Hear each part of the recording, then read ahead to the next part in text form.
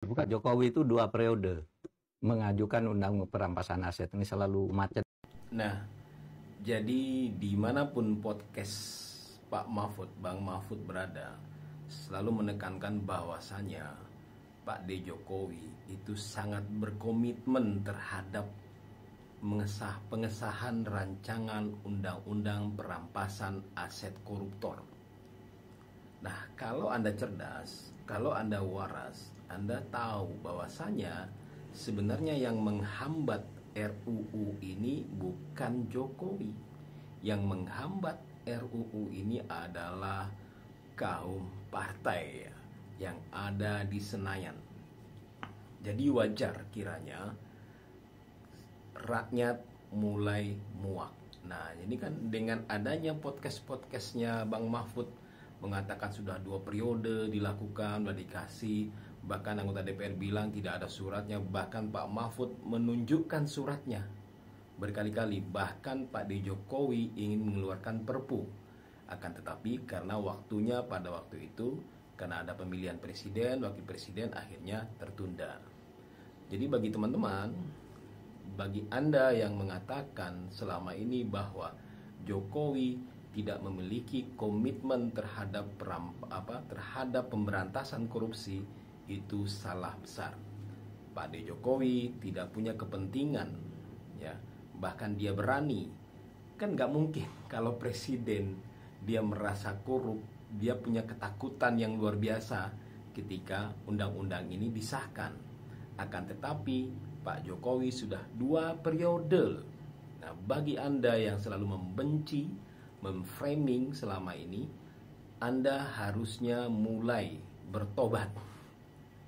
Bertobat dan minta maaf, minta ampun sama Yang Maha Kuasa. Anda sudah berburuk sangka kepada Pak Jokowi.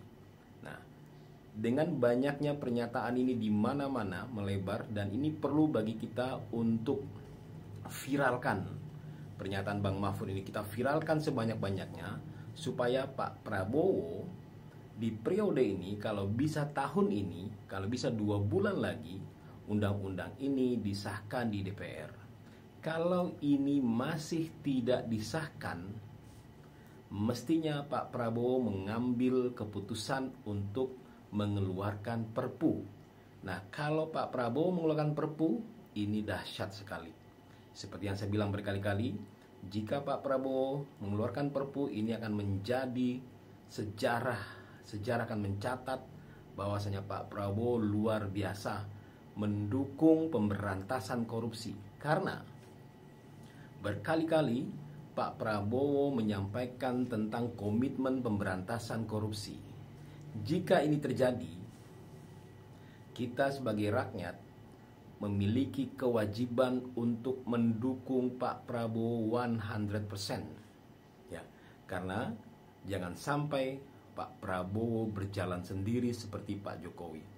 Dan Anda bisa memahami kenapa selama ini kita jadi tahu bahwasanya Pak Jokowi itu adalah petugas partai dan sebagainya. Pak Jokowi sebenarnya ingin melawan itu, ya. Karena kalau dia nggak melawan itu, pasti dia nggak akan mengajukan. Ini pakai logika waras aja. Kalau dia manut dengan Mbah Mega, Eyang Mega, pasti dia nggak akan mengajukan. Tapi berkali-kali dia mengajukan. Dan pertanyaannya, kenapa ini tidak disahkan juga? Walaupun Pak Mahfud bilang Bu Mega pun punya komitmen, akan tetapi Bu Mega bilang ini hukum kita belum clear, ini belum clear dan sebagainya. Ya dilakukan aja dulu. Nanti kan kelihatan, rakyat bisa menilai mana yang ada kriminalisasi atau politisasi. Tapi setidaknya dengan adanya rancangan, dengan adanya undang-undang perampasan aset koruptor ini membuat semua orang gemetaran. Bagi yang telah terbiasa melakukan korupsi di tingkat pejabat, ya, birokrasi dan sebagainya, mereka akan hati-hati. Karena apa? Ini harta mereka habis semua nih. Ketika ketahuan korupsi, harta mereka habis semua. Nah, jadi mana harta mereka yang dilaporkan ke LHKPN. Dan sekali lagi teman-teman, dengan kejadian yang sekarang ini, mestinya ini menjadi warning bagi para pejabat, birokrasi, kemudian pejabat-pejabat di BUMN dan sebagainya. Anda harus berhati-hati dalam gaya hidup seperti yang diingatkan oleh Jokowi. Karena orang sekarang sudah semakin cerdas.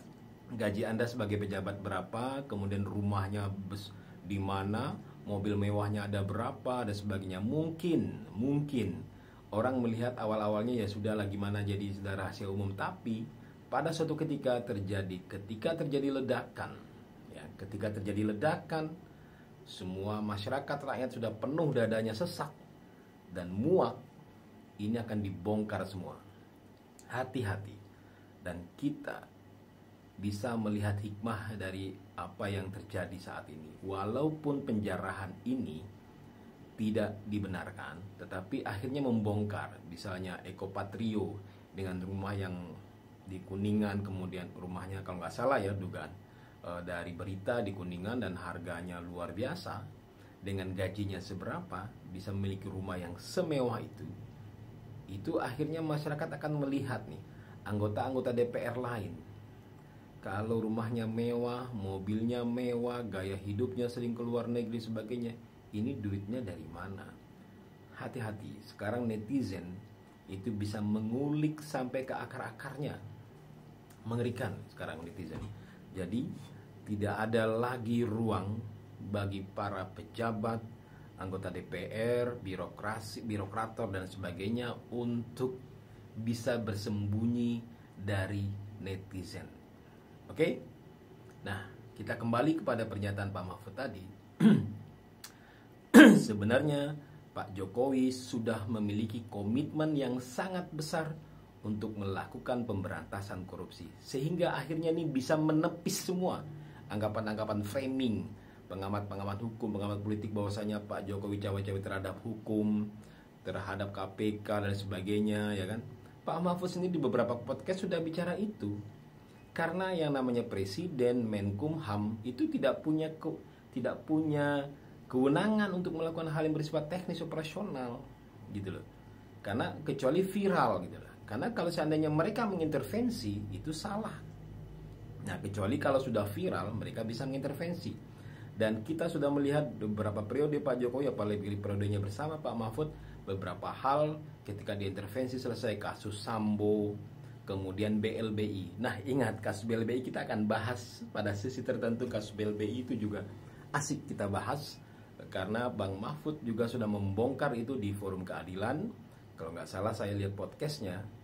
Anda bisa membayangkan selama periode presiden sebelumnya tidak ada yang bisa membongkar kasus BLBI. Bahkan Bang Mahfud katanya bisa narik uang sampai triliunan, puluhan triliun dari menyelesaikan kasus BLBI. Dan ini pun kata Bang Mahfud didukung oleh Jokowi. Nih, banyak hal kebaikan-kebaikan yang diberikan, yang dilakukan oleh Pak Jokowi. Ya, walaupun Pak Mahfud misalnya kecewa di akhir-akhir masa jabatan karena berkaitan dengan hukum dan sebagainya tentang Gibran naik dan sebagainya, itu persoalan politis ya.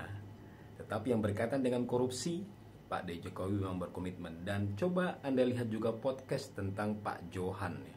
Pak Johan yang mantan juru bicara Jokowi. Kenapa dia mau diajak sebagai juru bicara? Karena dia mengatakan sendiri Pak Jokowi tidak korup. Oke, clear ya. Kalau jadi orang waras berpikirnya clear. Dan sekali lagi, Pak Jokowi bukan orang yang sempurna, bukan orang yang terbaik di dunia ini, bukan orang yang maha sempurna, tidak.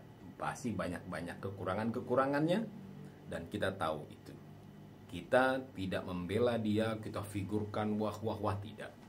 Kita tetap melihat ada kebaikan-kebaikan yang harus dimunculkan dari Pak Jokowi yang sudah memimpin 10 tahun di Indonesia. Salam akal waras.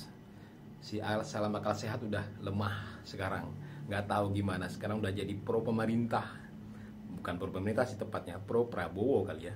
Takut dia kali ngomong sama mengkritisi Pak Prabowo.